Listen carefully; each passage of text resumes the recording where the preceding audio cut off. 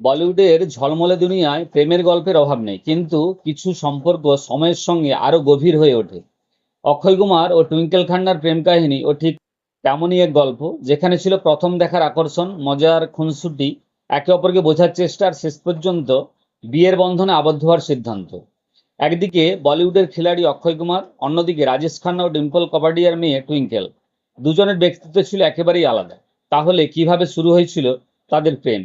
প্রথম দেখায় টুইঙ্কেলকে দেখে অক্ষয়ের মনে কি হয়েছিল, আর টুইঙ্কেল কেন শেষ পর্যন্ত অক্ষয়কেই জীবনসঙ্গী হিসাবে বেছে নিয়েছিলেন? আজকের ভিডিওতে জানবো অক্ষয় কুমার ও টুইঙ্কেল খান্নার সেই রোমান্টিক, মজার ও চমকপ্রদ প্রেম কাহিনী, যে গল্প প্রমাণ করে সত্যিকারের সম্পর্ক শুধু গ্ল্যামার দিয়ে নয়, বরং বোঝাপড়ার ভালোবাসা দিয়েই তৈরি হয়। টুইঙ্কেল খান্না এবং অক্ষয় কুমারের প্রেমের গল্পটি রূপকথার চেয়ে কম কিছু নয়। কিন্তু আপনি কি জানেন এর শুরুটা হয়েছিল একটি ক্ষণস্থায়ী সম্পর্ক দিয়ে?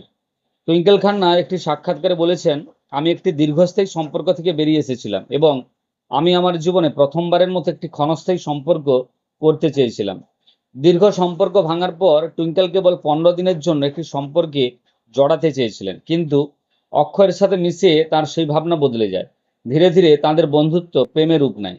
এই জুটি 1999 সালে মুক্তিপ্রাপ্ত জুলমি এবং ইন্টারন্যাশনাল খেলাড়ির মতো ছবিতে একসঙ্গে পর্দায় এসেছিলেন। আপনি কি জানতেন যে টুইঙ্কেল খান্না বাজি হেরে অভিনেতা অক্ষয় কুমারকে বিয়ে করেছিলেন? এই বিষয়ে জানাতে গিয়ে অক্ষয় কুমার বলেছিলেন, মেলা সিনেমা নিয়ে সে খুব গভীর আত্মবিশ্বাসী ছিল এবং বলেছিল যে ছবিটি যদি না চলে তবে সে বিয়ে করে ফেলবে।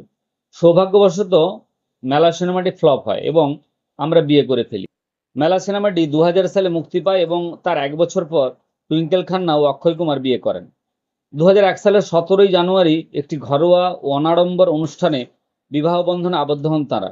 ডিজাইনার জুটি আবু জানি ও সন্দীপ খোসলার বাসভবনে মাত্র 50 জন অতিথির উপস্থিতিতে এই দম্পতির বিবাহ হয়েছিল।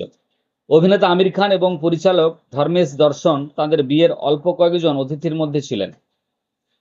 অক্ষয় কুমার বিয়ের পর বেশ কয়েকটি হিট ছবি উপহার দিয়েছেন এবং প্রায়ই টুইঙ্কেলকে তার সৌভাগ্য বলে উল্লেখ করেন।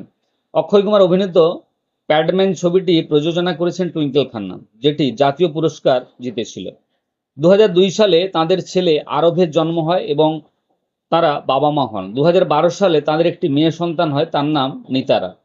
আপনাদের কেমন লাগলো অক্ষয় ও টুইঙ্কেলের এই প্রেম কাহিনী? কমেন্ট করে অবশ্যই জানাবেন। ভিডিওটি ভালো লাগলে একটি লাইক দিন, বন্ধুদের সঙ্গে শেয়ার করুন এবং এমন আরও তারকাদের অজানা গল্প জানতে আমাদের চ্যানেলটি সাবস্ক্রাইব করতে ভুলবেন না।